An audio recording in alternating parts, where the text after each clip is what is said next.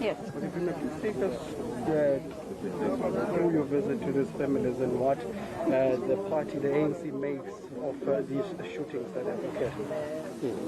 We are too saddened and shocked by this situation. We visited the 3 families of the comrades who were shot and killed during the community meeting where people were to vote to select the ANC candidate. The incident on its own reflects barbarism, and this is thuggish element that we cannot accept in the ANC. We have requested and insisted that the police must investigate this matter, but we further call on the community to help us in investigating the matter so that we will know who was behind all of these things, and those people should be brought to books. We have been received by all families, saddened, weak as they are, and you would have seen for yourself, it is quite a desperate situation. And when I say it's a desperate situation that we never expected as the ANC. We've conducted more than 95% of wards that are expected to select candidates.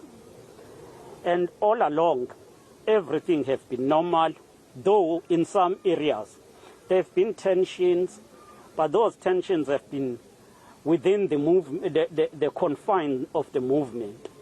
Mostly, what we have seen was the appeals where when members are dissatisfied will appeal to the provincial list committee. Yes, there have been instances where some marched to the office. But we never expected that in a voting process of the ANC, there will be someone who will just come, shoot and kill people like this. We express our condolences to family members, and we will continue to work with them toward the burial of their loved ones, and we will see how do we assist them to ensure that their livelihood is stabilized again. Premier, as you're live on Newsroom Africa now, it seems that political rivalry is at play here, specifically within the eThekwini branches, a hotly contested area.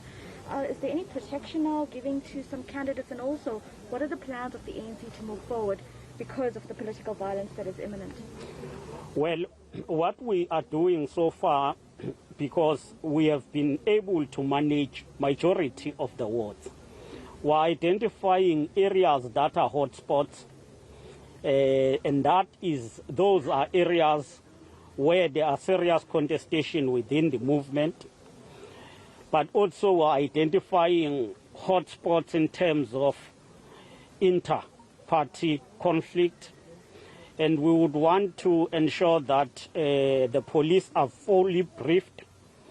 The multi-party committee is in charge, so that we will avert such situation and ensure that it doesn't happen again. Where there will be serious campaigning or political activities in areas that are hotspots, we would want police to be more visible and ensure that those gatherings are protected. We're also working to ensure that our members on the ground also provide leadership to ensure stability, but also to assist us in advance and alert us so that we will not go on with activities while there's a potential threat or danger. Can you perhaps reveal to us who are some of the top PR candidates that you've posted, specifically within the eThekwini branches? It seems like a lot of the rivalry is around those areas.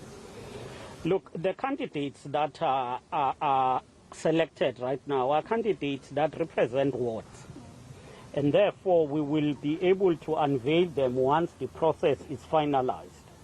And that process is not only dealt with by us. We process everything, but there is also a national list committee. And I must say the two are independent of the provincial and the national leadership, respectively. They are independent. In the province, we've got the provincial list committee led by Comrade Sihle Zikalala, who is not a PEC member, and they are working with comrades who are not in the PEC. The national list committee is led by Comrade Khalimo Mtlante, and I'm sure you know that he is a former SG, the former deputy president of the ANC, but currently not serving in structures. So those are structures that will finalize the list process, and they will then unveil the candidates at a correct time. Premier, Chairperson, we hear of another shooting that has taken place in Cleveland. Do you perhaps know about this? Has it reached your ears? And what do you make of it? We have not heard about that. We will follow it because you are briefing us now. We didn't have that report. We will only be able to speak once we get the details. And on the families, will they be assisted with the burial arrangements in this regard? Because we've seen that they are much of needy families in this regard. Yes, through the provincial office led by Unopala, Comrade Mtumseni, we are establishing a team that will come to work with families and help them through the burial support. Thanks. No problem.